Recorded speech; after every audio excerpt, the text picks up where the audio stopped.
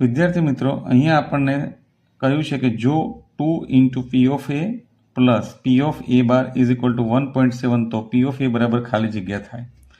તો વિદ્યાર્થી મિત્રો, આપણને જે સમીકરણ આપ્યું છે એ સર્વપ્રથમ આપણે લખી કાઢીએ. 2 into P of A plus P of A bar is equal to 1.7.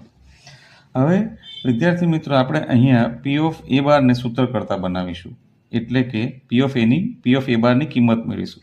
તો પી ઓફ એ બાર બરાબર 1.7 અને આ 2 ઇન્ટુ પી ઓફ એ જે છે એને આપણે રાઇટ હેન્ડ સાઈડ પર લઈ જઈશું, એટલે પ્લસ છે એટલે માઇનસ થઈ જશે, તો 2 ઇન્ટુ પી ઓફ એ થશે.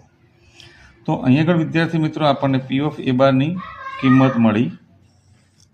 હવે વિદ્યાર્થી મિત્રો, આપણે જાણીએ છીએ કે પી of A plus P of A bar is equal to 1. હવે આ સૂત્રની અંદર આપણે જે આ પી ઓફ એની કિંમત મેળવી છે એ આ સૂત્રની અંદર મૂકી દઈશું.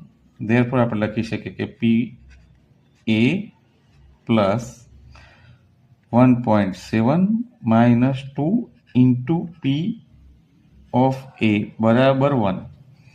હવે વિદ્યાર્થી મિત્રો, આપણે અહીંયા 1.7 ને પહેલાં લખી કાઢીએ અને માઇનસ 2 પી ઓફ એમાંથી પી ઓફ એ બાદ કરીએ તો આપણને માઇનસ પી ઓફ એ મળે અને રાઇટ હેન્ડ સાઈડ પર તો 1 છે જ.